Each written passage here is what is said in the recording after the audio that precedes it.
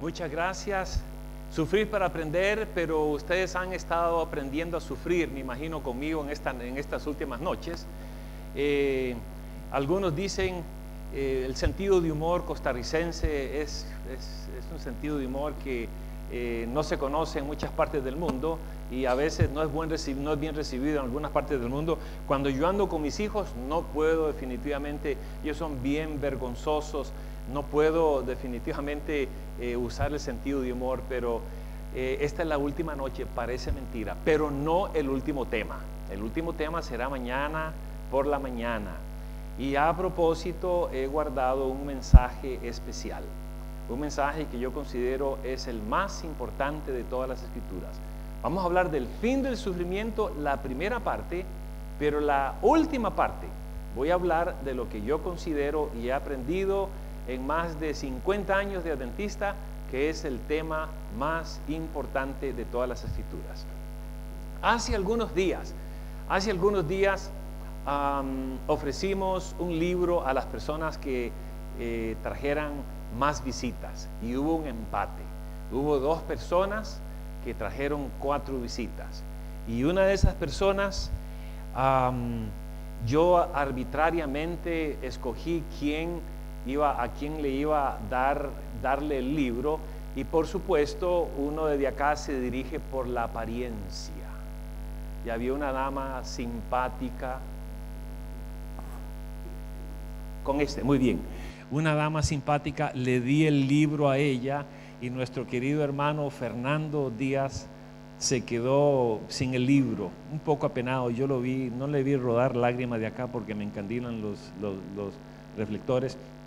Pero nuestro hermano David Torrell es un líder nato.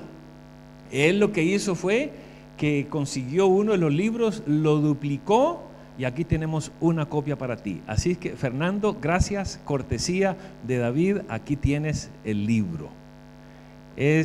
Quisiera pasar a recogerlo. Así de esa manera no tienes que esperar hasta que yo lo traiga. Felicidades. Gracias, muchas gracias.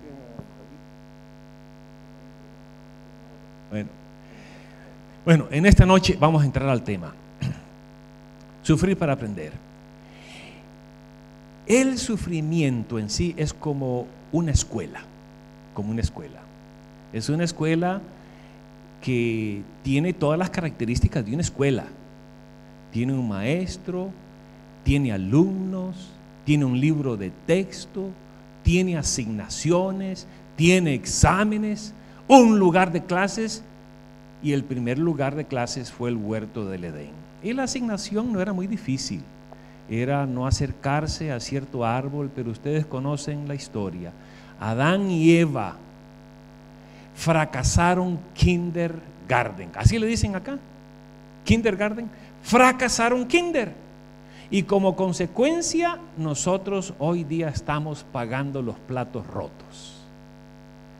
Sin embargo, así como por un primer Adán fracasamos en la escuela del sufrimiento, con el segundo Adán, según lo menciona Jesús en Romanos, nosotros vamos a poder retornar a ese mundo, a esa escuela donde ya no habrá más sufrimiento.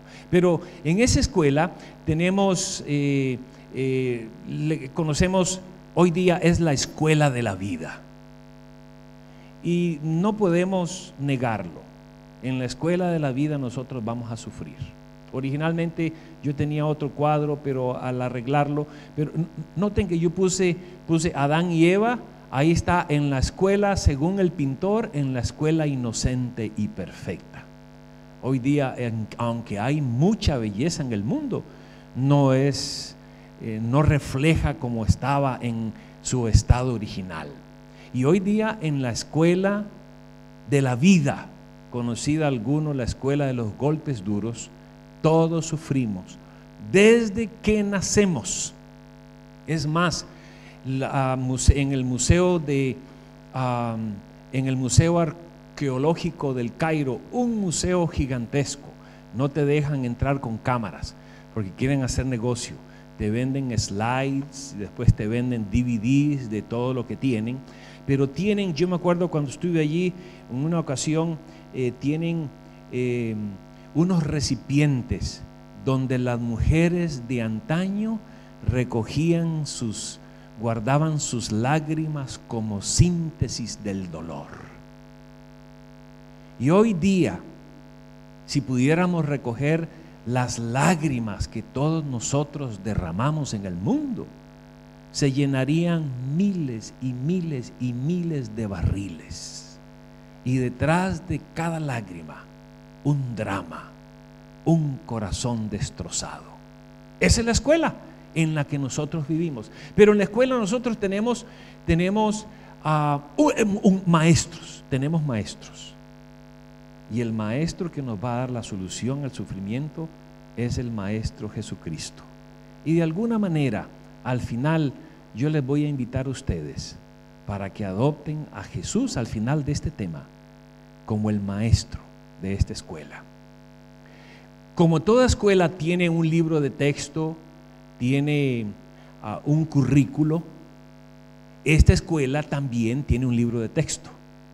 Y el libro de texto es la Biblia. Y la Biblia nos da asignaciones. El maestro nos pide asignaciones de la Biblia, directrices generales relacionados a muchos aspectos de la vida. Nuestros pensamientos. Porque el pecado, cuando nosotros hablamos del pecado, en realidad no es una acción irracional espontánea. El pecado en sí es un proceso que nace en la mente.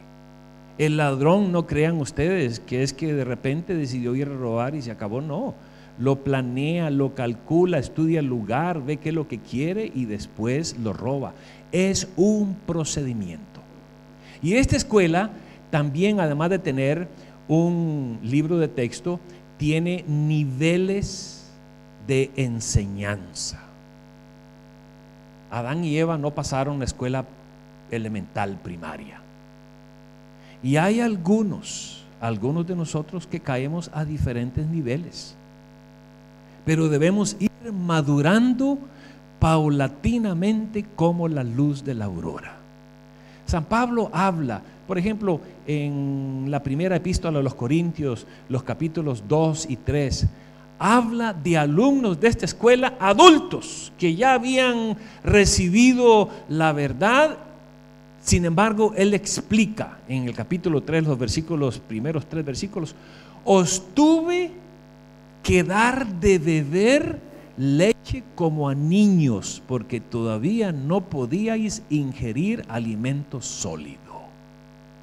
Y a veces puede haber que haya adultos como un servidor que todavía se nos tenga que alimentar con los rudimentos, con los principios, porque nos cuesta aprender.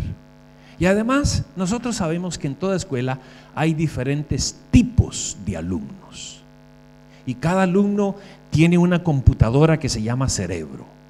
Y yo he encontrado, porque yo he estado en la enseñanza superior por muchos años, hay unos alumnos que tienen un cerebro increíble, una capacidad de retención maravillosa.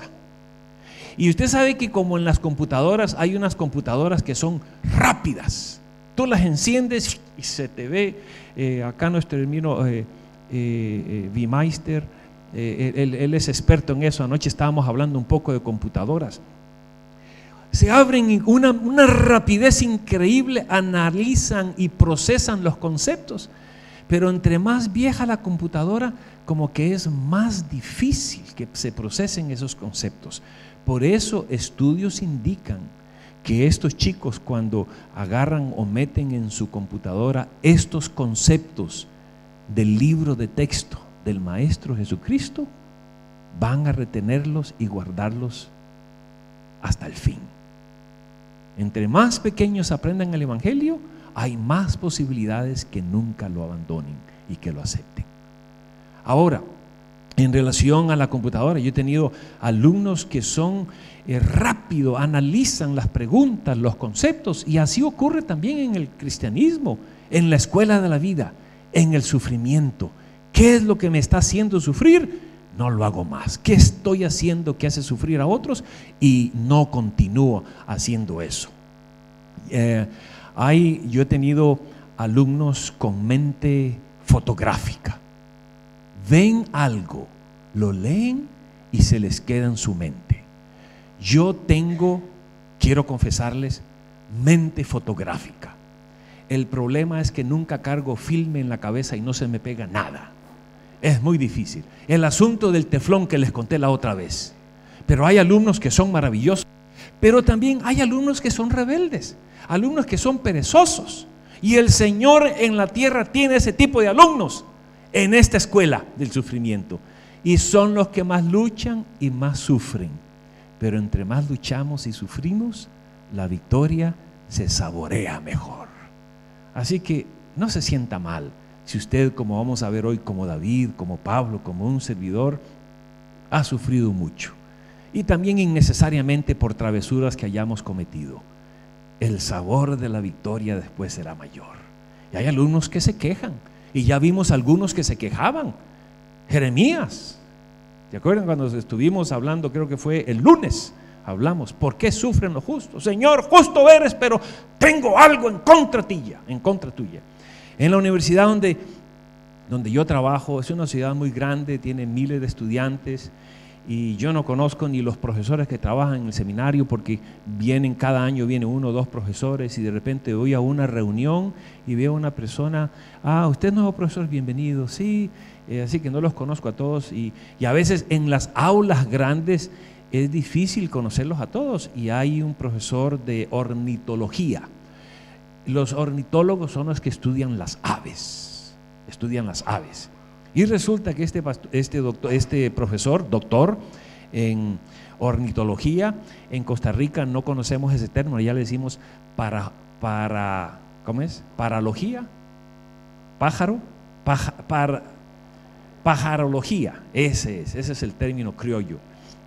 Y resulta que muy informal, muy casual, todo un semestre estudiando aves, y normalmente en instituciones académicas se les da gradualmente exámenes y se van añadiendo para las calificaciones, y al final se toma un promedio. Este era muy casual y no daba exámenes, y terminó el semestre, y al final los chicos estudiando sus pájaros, su alimentación, los lugares geográficos en el mundo donde viven, sus plumajes, sus colores, sus trinos.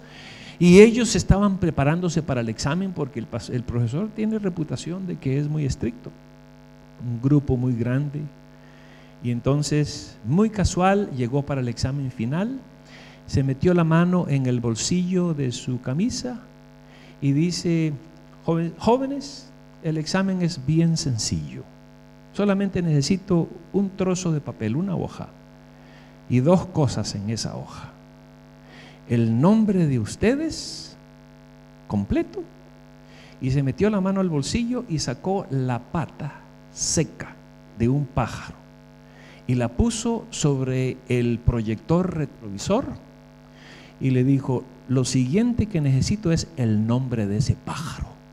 Imagínense ustedes qué manera de medir pedagógicamente todo el estudio de un semestre. Y como hay alumnos que siempre se expresan y no se quedan callados, extrovertidos, es probable que en Chile yo conozco el lugar en Costa Rica donde son más extrovertidos. Y un alumno allá atrás le dijo: profesor, ¿qué clase de profesor es usted? ¿Cómo se le ocurre medir todo el trabajo de este semestre con una pregunta tan antipedagógica? Y por supuesto el profesor se sintió ofendido y resentido, pero era un grupo grande y no se sabían los nombres de los estudiantes. Y le dijo: ¿cómo se llama usted, joven? Y el chico, muy inteligente, levantó el pie y le dijo: adivine. Bueno, hay todo tipo de estudiante. Pero sí nosotros sabemos que con Jesús no vamos a tener preguntas o exámenes o asignaciones que nosotros no podamos soportar. Él nos ha dicho, y ya hemos visto esos textos, conforme da el frío, también Él da la cobija. Sí. Él no va a permitir que nosotros seamos probados más de lo que nosotros podamos soportar. Bueno, no vamos a hablar mucho del aprendizaje, pero cuando yo estoy en el área académica de educación y hay personas que creen que para aprender hay que ir a la escuela, pero eso no es cierto. Nosotros aprendemos desde pequeños, desde que nosotros nacemos. Es más, se calcula que los seres humanos aprendemos más en los primeros 12 años o 10 años de la vida que lo que aprendemos en el resto de la vida. Aprendemos a hablar, aprendemos a caminar, aprendemos tantas cosas que nosotros aprendemos. Y en la escuela del sufrimiento, mis amados, vamos a aprender en la escuela de la vida, en nuestras interacciones los unos con los otros, especialmente en nuestra interacción con Dios. Bueno, Moisés tuvo su experiencia con la escuela del sufrimiento, y noten ustedes lo que menciona. Quiero decir, a través de Jesús, te afligió, dice Moisés al pueblo de Dios, te hizo tener hambre, te sustentó con maná, comida que no conocías, ni tú ni tus padres. Ahora dice, para hacerte saber, para enseñarte, es otra forma de decir, para enseñarte, para hacerte saber que no solo de pan vivirá el hombre, mas de toda palabra que sale de la boca de Dios. Mis amados, en la Biblia encontramos paz, encontramos poder, encontramos salvación. Hay un doctor mexicano, él da su testimonio. No voy a mencionar el nombre porque quizá no sea apropiado, pero él tenía mucho dinero acaudalado y tuvo tantos problemas. Gastó su capital, lo desahuciaron todos los doctores. Finalmente uno le dijo, ¿sabes? Tu única esperanza está en la Biblia. Y él le preguntó, ¿cómo en la Biblia? ¿Dónde en la Biblia? Y le dijo, lee los salmos. Y él confiesa que en los salmos se curó leyendo los salmos. Especialmente esos salmos donde David, y vamos a hablar un poco de David hoy. David al principio fue un hombre ejemplar, un muchacho modelo, pero de alguna manera se desvió y representa la vida de muchos de nosotros, que empezamos bien y terminamos mal. Pero no necesariamente tenemos que terminar mal. Podemos hacer como lo que le llaman esa técnica del sándwich: bien, mal, pero después culminar con bien de nuevo. Y Moisés aclara acá lo que le ocurrió al pueblo de Israel, para hacerte saber, y Dios quiere hacerte saber, que no solo de pan vivirá el hombre. Y hoy día nosotros vivimos porque es una gran necesidad, obsesionados por el pan de cada día, lo material. Y con frecuencia descubrimos o descuidamos lo espiritual, que es lo que nos va a dar felicidad. Ahora lleguemos a David. David en su juventud fue un joven modelo. Fue un joven modelo, un joven ejemplar. Pero ¿qué pasó? Este hombre, con el poder, con la fama, con la riqueza, llegó a ser rey. Y la historia es muy triste, es una historia muy penosa, pero es una historia sumamente aleccionadora. ¿Se imagina lo que es mandar al esposo de al esposo de una mujer sumamente bella a la guerra para que muriera y así poderse quedar con su esposa? Fue algo terrible, fue algo terrible. Dios lo reprendió y él pagó las consecuencias. Y en el Salmo 88, y esto se los estoy dando porque este pasaje es extraído, es un resumen del Salmo 88. Noten lo que dice David: llegue mi oración a tu presencia, inclina tu oído a mi clamor, porque mi alma está hastiada de males y mi vida cercana al sepulcro, que es Seol. Soy como hombre sin fuerza, abandonado. Ahora estaba siendo perseguido por Saúl. Y entonces dice: entre los muertos has alejado de mí mis conocidos. ¿Se ha sentido usted alguna vez solo? ¿Cómo dirían en portugués? Soicinho. ¿Cómo? Saucinho.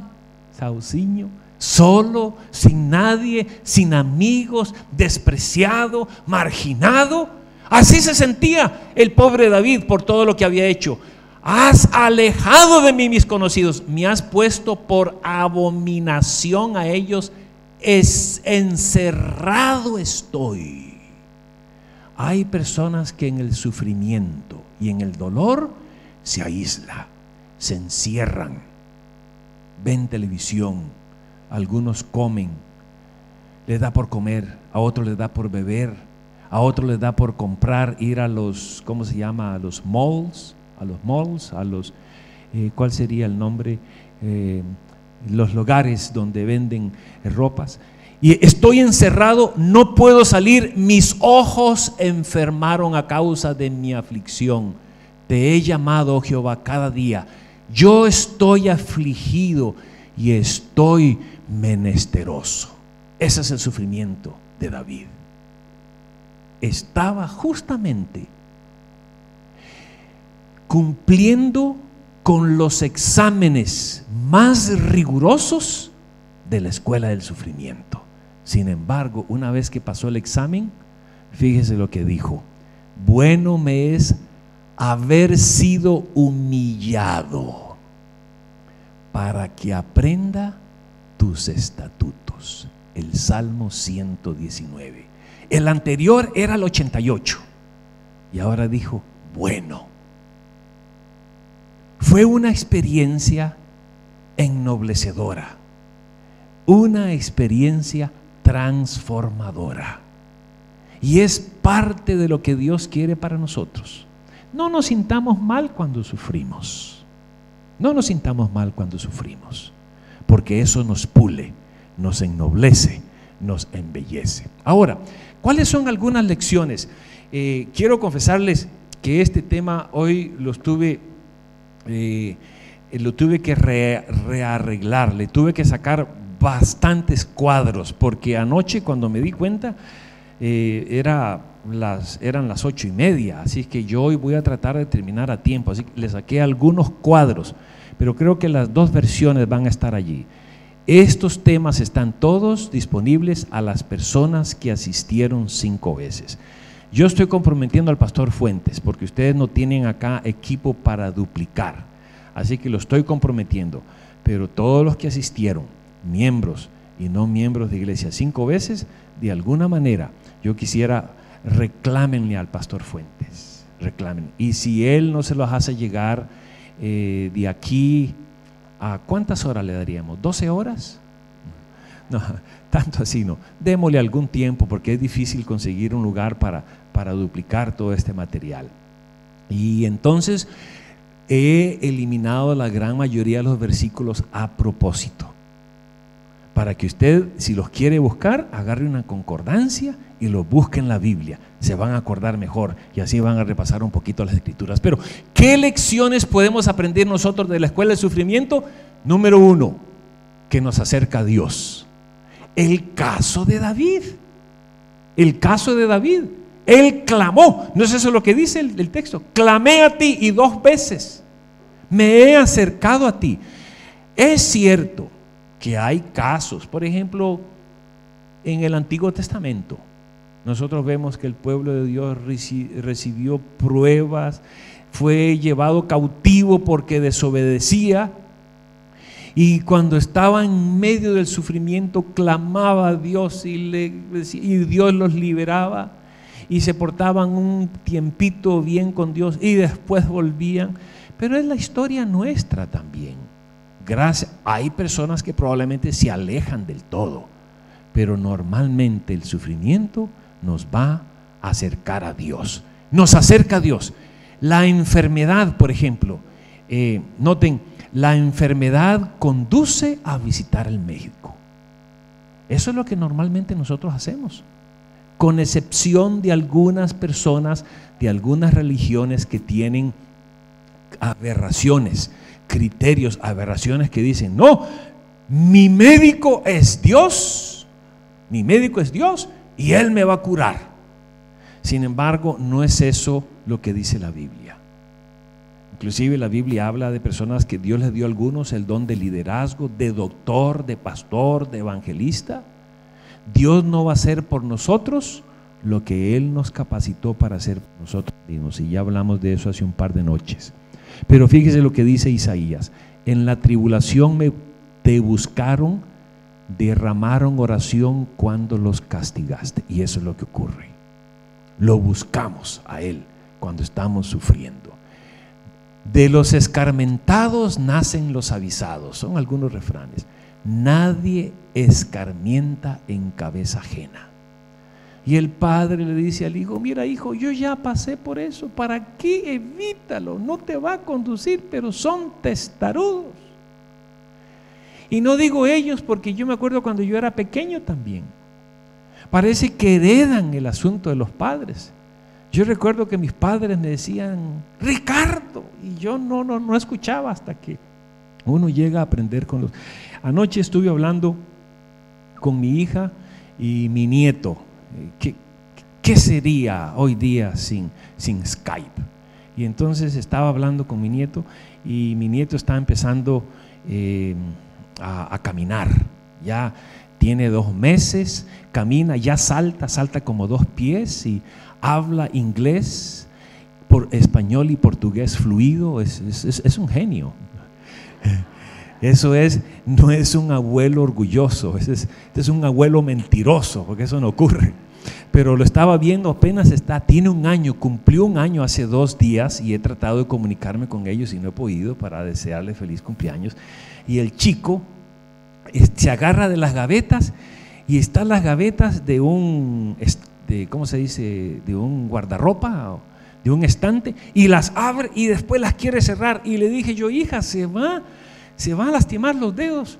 Y ella le pone la mano a veces, pero dice: papi, tiene que aprender. Y de veras, ella no va a estar ahí todo el tiempo. Y ya se prensó los dedos y lloró. Es la única manera que nosotros podemos aprender, ¿no es cierto? Escarmentando en nuestra propia carne. Nadie escarmienta en cabeza ajena. El que se quema la boca sopla la sopa.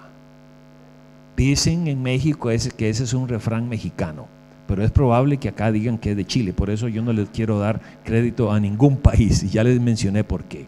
Enseña también sabiduría.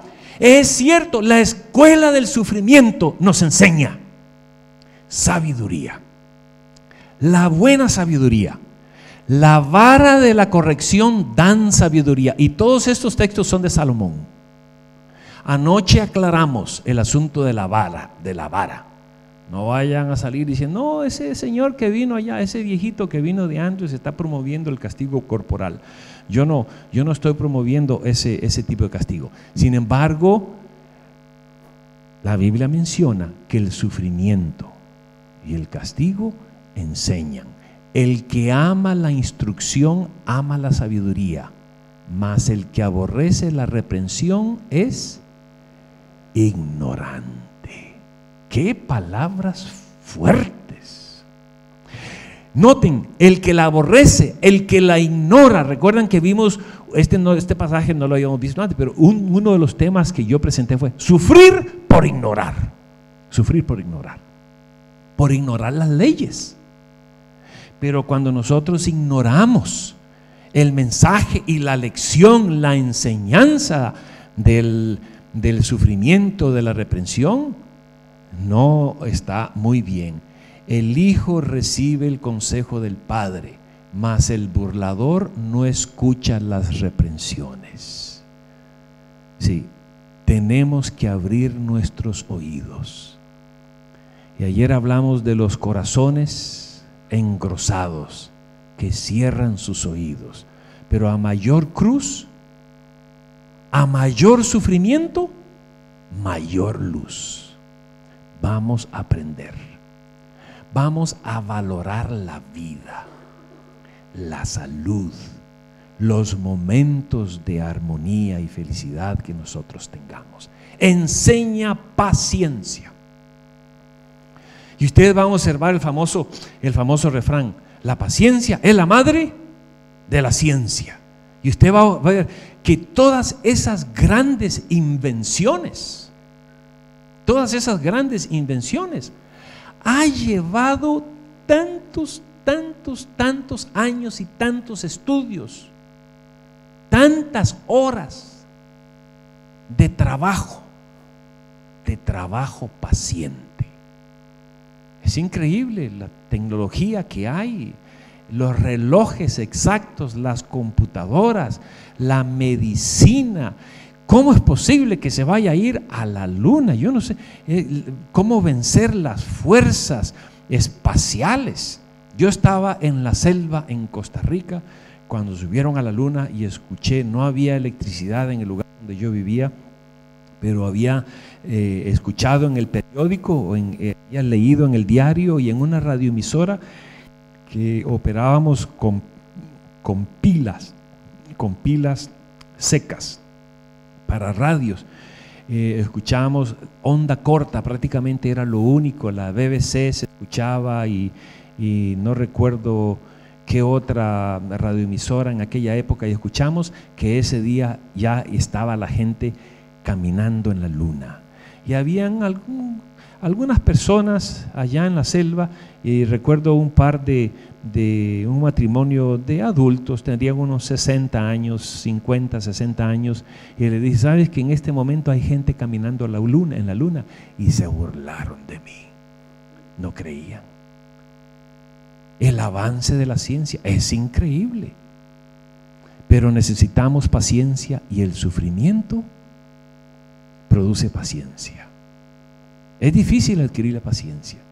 Yo recuerdo, yo soy de esa persona, ese tipo de personalidad le llaman 3A, AAA. Eso es sumamente muy activo y quiero, cuando empiezo una empresa, algo, lo quiero terminar y paso toda la noche, el día, y ahora aprendí que no, en realidad eso lo que hace es desgastarlo a uno física, mental y emotivamente. Hay que aprender a ser pacientes. Dios no siempre quita los irritantes. Por eso nosotros tenemos que aprender a ser pacientes. Y ustedes recordarán a Pablo. Él tenía un aguijón en la carne y él le dijo: le he pedido al Señor 3 veces que me lo quite, y él no le quiso quitar esos irritantes. Pero le dijo: bástate mi gracia, porque mi poder se perfecciona en la debilidad. Qué hermoso. Nos hace pacientes. Nos gloriamos en las tribulaciones, sabiendo que la tribulación produce paciencia, lo dice Pablo. Y la paciencia va a ser una de las características de los que van a ser salvos. Y adquirimos la paciencia a través del sufrimiento. Las tribulaciones no son malas. Y si hay algo que usted quisiera, o que yo quisiera que usted recuerde como resultado de mis 8 charlas, porque esta es la número 7, esta es la 7ª. Mañana va a ser la 8ª, parece mentira. Parece mentira. Lo bueno dura poco, dicen, y eso es lo bueno que yo he recibido con ustedes, dura poco. Pero lo malo hace sufrir. Y ustedes han sido pacientes. Es parte, o uno de los objetivos de las charlas, que ustedes aprendan paciencia y sufrimiento. Y espero que lo hayan hecho durante esta semana. Una cucharada de paciencia vale más que un balde de sesos. Las cosas no es como dicen en el país de mi esposa. Dice, él cree que es soplar y hacer botellas. No es fácil. Usted ve esas personas allá por Venecia, en Murano, que agarran esas de asuntos donde hacen asuntos de cristal, soplan, y eso es difícil, eso es un arte para aprender eso. No, la vida no es soplar y hacer botellas, mis amados, cuesta, con la ayuda de Dios sí lo podremos lograr. Enseña también humildad. ¿Cuánto nos da, a cuántas personas no les da vértigo de altura al alcanzar los peldaños del éxito académico, económico, intelectual, social, político? En mi país dicen, se le van los humos a la cabeza. Sin embargo, hay un autor, no sé si han escuchado ustedes de José Naroski, un argentino, ganó el premio de la literatura. Ahora, no sé si fue en Sudamérica o en Argentina en los 70. Yo tengo como unos 5 libros de él. Él es un pensador nato y él escribe sus propios refranes. Tengo entendido que ya él falleció, pero él dice, las alturas solo marean a los bajos, esos que se inflan como un sapito, porque adquirieron cualquier cosa. Y es muy común ver eso en el mundo de los deportes. Es raro ver a un goleador o alguno de estos jugadores sumamente destacados que sean humildes. Pero el sufrimiento sí nos da humildad, para que la grandeza de las revelaciones no me exaltase. Y ahora dice, desmedidamente, dice Pablo, me fue dado un aguijón en mi carne, un mensajero de Satanás para que me abofetee, de manera que no me enaltezca en sobremanera. Dios no quiere que sus seguidores, que nadie se enaltezca sobre los demás. Y hay algunos términos asociados con la humildad. Uno es jactancia. El que se jacta es aquel que anuncia a voz en cuello sus habilidades, sus proezas. Y noten que anoté a un hombre que se llama Erik Erikson, un alemán psicólogo, y él desarrolló una teoría. Por eso se cambió el nombre. Él se llamaba Erik y ahora se puso Erikson. Son quiere decir hijo de Erik. Y los apellidos, sabe que en inglés los apellidos que terminan en S-O-N significa hijo de. Mattison, hijo de Mateo. Jameson, hijo de James. Johnson, hijo de John, y así, etcétera. Jason, hijo de Jay. Y nosotros tenemos lo mismo en español, con la terminación EZ. Martínez, hijo de Martín. Rodríguez, hijo de Rodrigo. Jiménez, hijo, aquí vemos unos Jiménez. Me contaron la historia de Jiménez, de la versión de nuestro querido hermano Daniel. Le digo Gabriel, Daniel, nuestro hermano Jiménez. Pero de todas maneras, él desarrolló una teoría que dice que si tú vas a un lugar donde nadie te conoce y haces alardes de grandeza y eres elocuente y tienes la habilidad de utilizar el don del habla para engañar, la gente te va a creer. La gente te va a creer. Y creó esa teoría. Y yo he visto en personas, individuos que son de esa naturaleza. Sin embargo, está el envanecimiento, y mirando el reloj yo creo que vamos a omitir, pero hay, fíjese, el montón de términos relacionados a la humildad que le podríamos llamar antónimos. Y entre ellos está engreimiento, presunción, petulancia, enaltecimiento, narcisismo, etcétera, etcétera, etcétera. La humildad, mis amados, es como el perfume, que el que lo lleva puesto es el que menos lo siente. Yo estaba hablando esta semana, no me acuerdo con quién, pero vivía en un lugar donde había mucho pescado.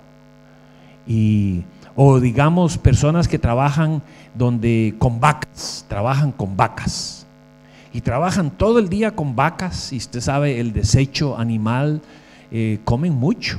Vacas comen ¿cuántos kilos? 10, 15 kilos de heno, y también producen 10, 15 kilos de estiércol. Y el que trabaja en eso no lo siente y se va a la casa o en el autobús, y en cuanto entra el autobús a todo mundo le da como una bofetada, pero no lo siente la persona. Y la humildad es así, mis hermanos. El que la lleva no la siente. El que la lleva no la siente. El que no es humilde le dice al Señor: gracias, Señor, porque me has hecho tan humilde. Ya con eso nosotros hemos perdido la humildad. La humildad, dije, por eso, ¿recuerdan el publicano y la humildad? Él oraba: gracias, Señor, porque no soy como algunos de estos, y ahí como de estos, y ya mencionaba las personas. Mis hermanos, también enseña unidad. Y yo mencioné ya este texto, pero lo quería mencionar de nuevo. Sostuvisteis gran combate de padecimientos, vituperios, tribulaciones, llegando a ser compañeros de los que estaban en una situación semejante. Compañeros, ayudémonos. Al fin nosotros somos todos coterráneos, miembros de la humanidad, y nos necesitamos los unos a los otros, especialmente dentro de la familia espiritual y la familia inmediata, la familia nuclear, de la cual hablamos no hace mucho. De paso, una receta para los matrimonios, especialmente la receta es para los esposos. ¿Cuántos esposos hay acá? Quiero ver las manos. ¿Quieres? Hay 4 letras claves, 4 letras claves del alfabeto para que tú seas feliz perennemente hasta el sepulcro: la O, la B, la D y la C. A ver, repítanlas: O, B, D, y se va a solucionar todo tipo de problemas. Practíquelo de verdad. Yo tengo haciendo esto ya por más de 35 de años, 40 años. Es una receta infalible. Pero noten, Martín Fierro, a ver, es el librito, yo heredé el Martín Fierro de mi suegro. Él era uruguayo y lo leía como que si fueran los salmos, se lo sabía de memoria. De literatura increíble, hablar de los gauchos allá en las pampas argentinas. El autor, que era Hernández, ¿cómo se llamaba el primer nombre? Algo de Hernández, creo que es el apellido. Pero él dice que los hermanos sean unidos. Esa es la ley primera, porque cuando ellos se pelean, los devoran los demás. Tenemos que estar unidos nosotros. Un ejército dividido contra sí no va a prevalecer. Y hay algunos refranes Pero noten este de Salomón: cordón de 3 dobleces no se rompe pronto. Unidos, la unión hace la fuerza. Muchas manos hacen el trabajo más rápido. Y otro más, un par más: instila obediencia. El sufrimiento instila obediencia, conformidad con las leyes que estamos quebrantando. Yo sé que este nieto mío, Noé, se llama Noah, porque nació en los Estados Unidos, Noé. Y este chico que mi hija le habla español, él va a aprender que cerrando las gavetas con las manos metidas no es bueno. Va a aprender las reglas, a obedecer las reglas que imperan en nuestro mundo. Pero note lo que nos dice Hebreos. Hay algunos, yo personalmente creo que el libro de Hebreos lo escribió San Pablo, y tengo mis argumentos para eso. Pero hay muchos autores que no creen que el libro de Hebreos fue escrito por San Pablo. De todas maneras, fíjese lo que dice: aunque era hijo, por lo que padeció, aprendió obediencia, refiriéndose a Jesús. Fíjese, Jesús mismo, como hombre, es ejemplo de obediencia. Y Él quiere que nosotros sigamos sus pisadas, que emulemos su comportamiento. Y dice: y habiendo sido perfeccionado, ¿por qué?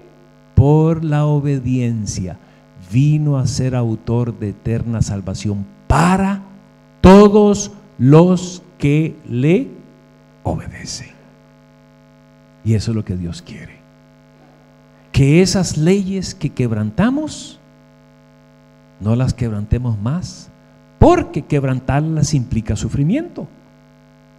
Hay personas que creen, no, porque me lo han dicho a mí: no, yo no quiero ir a la iglesia porque la iglesia es esclavizarse, no hagas esto, no hagas lo otro, no hagas aquello. Es todo lo contrario. Lo que nos pide Dios en su santa palabra, en el libro del texto de la escuela del sufrimiento, el currículo, las asignaciones de la Biblia, que le llamamos leyes, preceptos, estatutos. La intención es liberarnos del pecado, no esclavizarnos. Liberarnos de todas aquellas acciones que nos hacen sufrir a nosotros y hacen sufrir a otros. Y finalmente da paciencia y esperanza. Noten, y no solo esto, dice Pablo, sino que también nos gloriamos en las tribulaciones, sabiendo que la tribulación produce paciencia, y la paciencia prueba, y la prueba esperanza.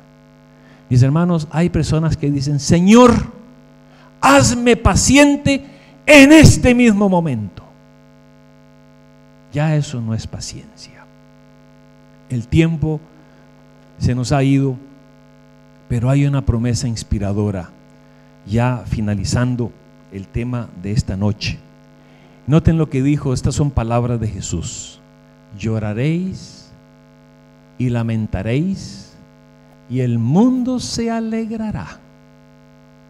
¿Conocen ustedes personas que se alegran por tu fracaso, por tu mal? ¿O no serás tú alguna de esas personas que le ocurrió algo a cierto individuo y piensas: ay, ojalá le hubiera ocurrido peor? ¿No será? Es porque hay un espíritu foráneo, no de Dios, morando en nuestros corazones.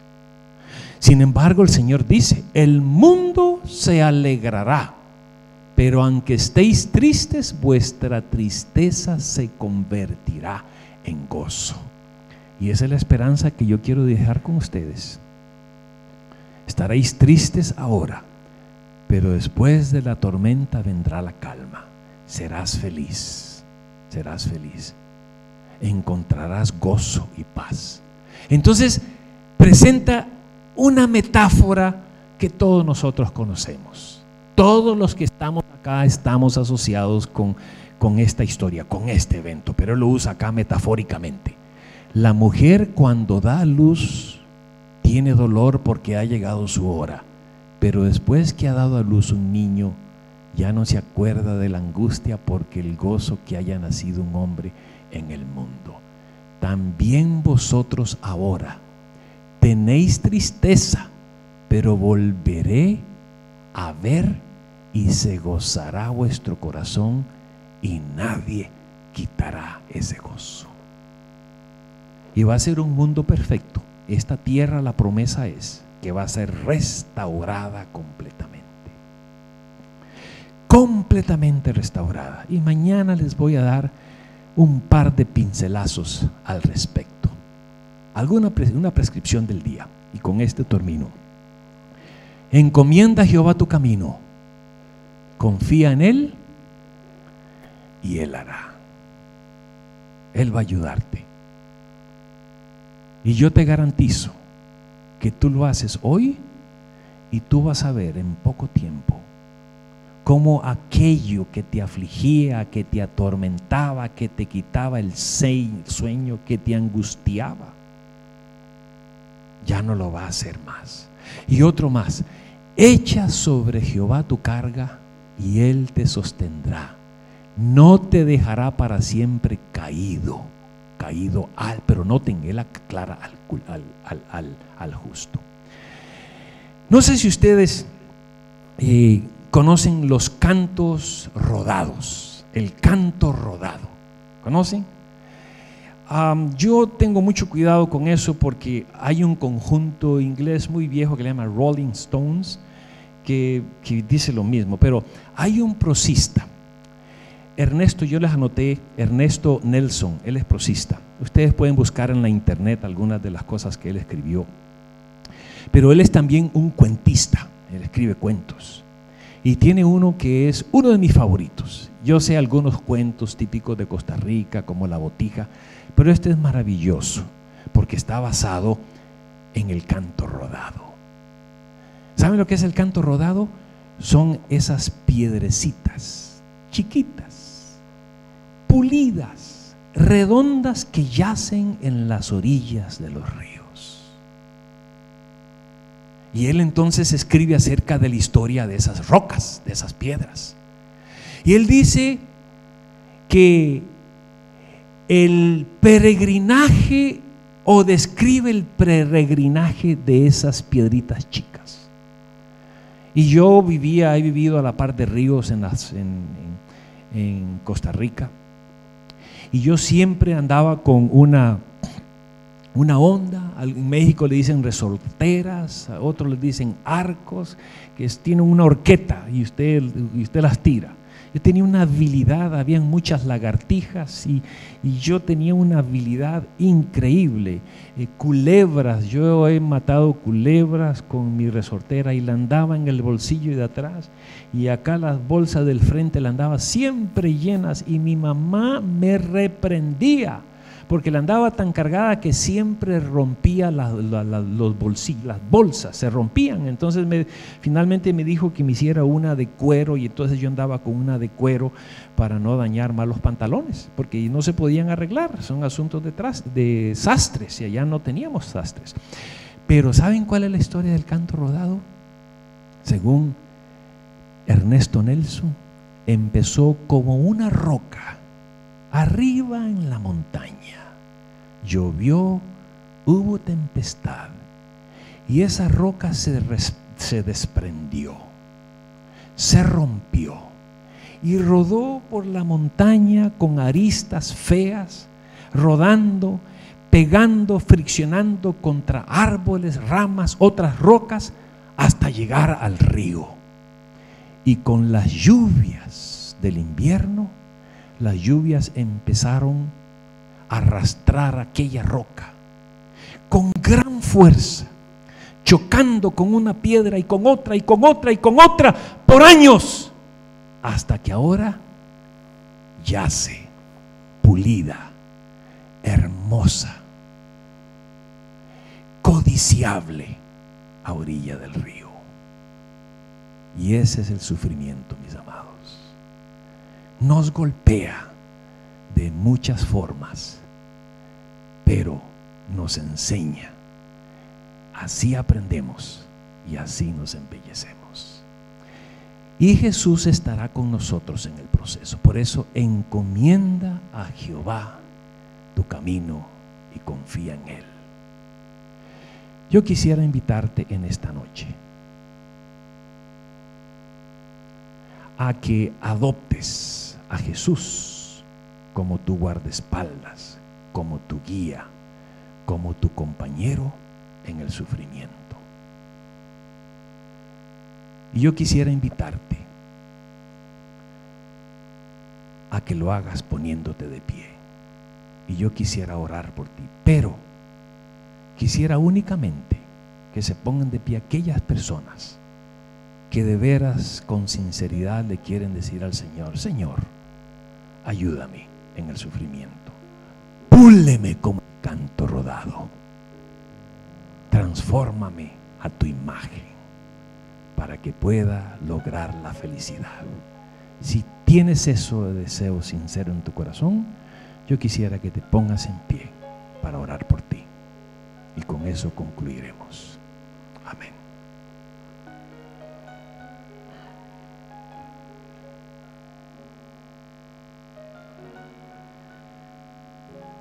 Padre bondadoso, estamos agradecidos porque tú nos escuchas, porque tú eres todopoderoso, porque tú eres omnisapiente, conoces cada detalle de nuestra vida que nos hace sufrir,